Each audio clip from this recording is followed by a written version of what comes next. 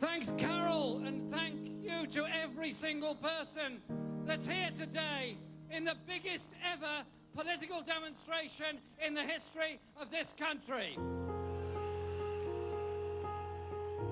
And today, there are 600 and more demonstrations in cities all around the world. Every country, every continent, everybody in the world has a chance today to say no, absolutely no, to war on Iraq. We are a force that's not alone, not isolated, and very, very relevant to today's world. Those, George Bush, Tony Blair, Aznar, Berlusconi, who want war, they are the ones who are isolated and alone and desperately searching for friends. Because there is no justice whatsoever in the planned war against Iraq. And I say that because there is much talk of the possibility of a second United Nations resolution. I say this, even if the United Nations is bribed and cajoled and cobbles together some form of words that give some kind of pretext for an attack on Iraq, it would be wrong, and I would be against it, we would be against it, because we're against the war. And as a member of the British Parliament, I am very angry that we have so far been denied a vote on the possibility of going to war. I find it deeply distasteful that the British Prime Minister can use the medieval powers of the royal prerogative to send young men and women to die, to kill civilians, and for Iraqis to die.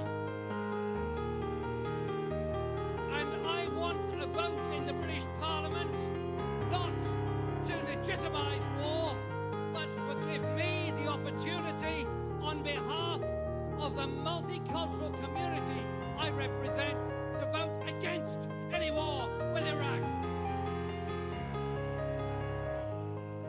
And around the world, the image of this country has been reduced to that of our Prime Minister and our Foreign Secretary. In all the conference halls of the world, whenever George Bush, Colin Powell, Donald Rumsfeld, Dick Cheney speak, all they can do is get up and say, me too.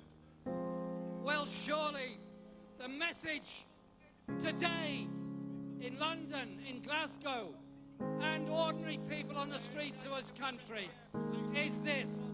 Why are we spending £3.5 billion on a war that nobody wants?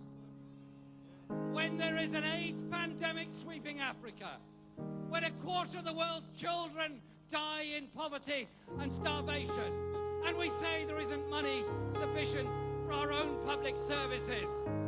Well, the answer is an obvious one. No to war, yes to peace, yes to rehabilitation and rebuilding.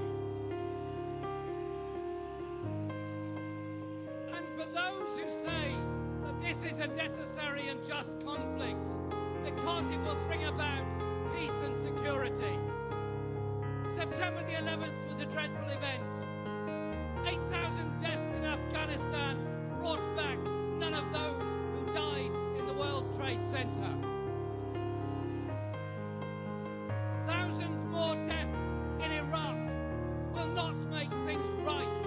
It will set off a spiral of conflict, of hate, of misery, of desperation that will fuel the wars, the conflict, the terrorism, the depression and the misery of future generations. You cannot humiliate the Palestinian people in the way that they've been humiliated and not expect some problem in the future. You cannot arm regimes like Iraq, Iran and many others without expecting further problems in the future. Our message today here in London, 1 million and more strong, is this. We want to live in a world free from war. The way to free us from the scourge of war is to free ourselves from the scourge of injustice, of poverty, and the misery that's associated with that. This movement is giving that message.